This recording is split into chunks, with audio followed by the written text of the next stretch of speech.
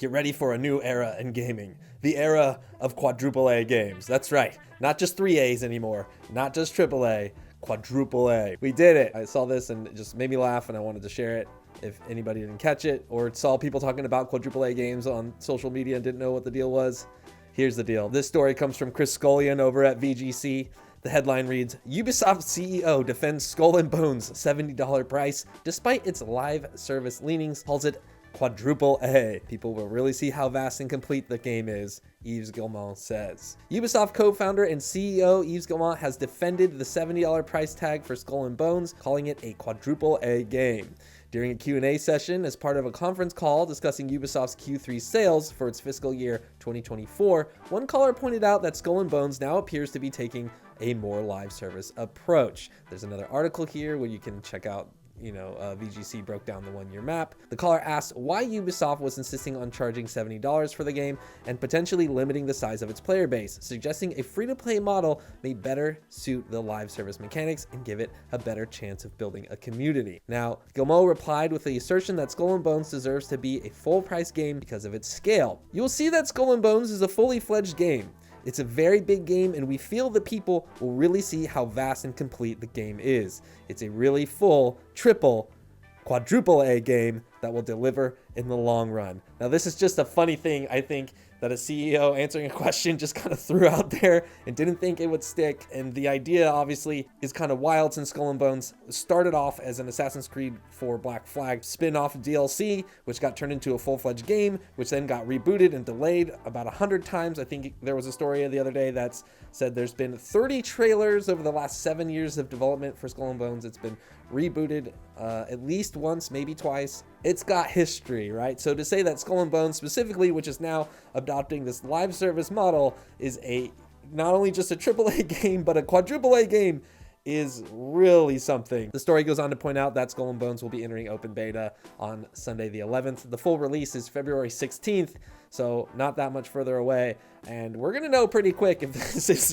a AAA game or a quadruple A game. You know what, come to think of it, I think we've found a name for a game that takes a really long time to make. It gets a bunch of money dumped into it and then has a live service model kind of jammed into it. And then the reception, questionable, murky at best. I think Suicide Squad Kill the Justice League might be a quadruple A game. Just saying. The story finishes up kind of just outlining the troubles that Skull and Bones has had following a troubled development that saw the game delayed on a number of occasions and rebooted in 2020. Skull and Bones will be finally released, yes, on February 16th. You can pay $100 to play it 3 days early if you want.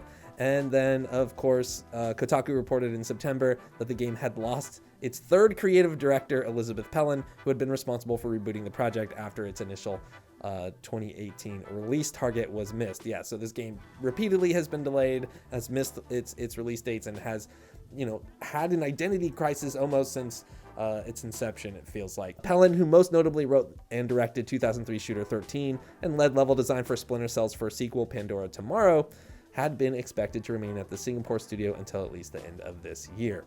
There was an official response from Ubisoft at that time who said, 5 years ago, Elizabeth Pellin went to Ubisoft Singapore with a mission to reboot the creative direction of Skull and Bones. The spokesperson from Ubisoft added, she succeeded, and the Skull and Bones team is now fulfilling her vision to deliver unique naval action RPG experience to our players. So that's the story. I feel like I've seen a lot of different iterations of this game in the trailers over the years and collecting stories while I was at Inside Gaming and stuff and editing videos while I was at Inside Gaming that were about Skull and Bones.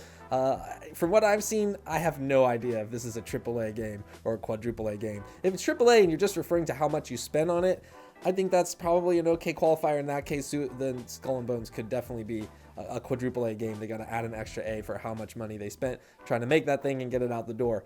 But I don't know. You never really know until you play these games and test them out for yourself and just get a feel for it and see what the developers are trying to do. My money would be on a game that's had that much strife in development, not being as good as your average AAA game. But that's just me. That's just speculation.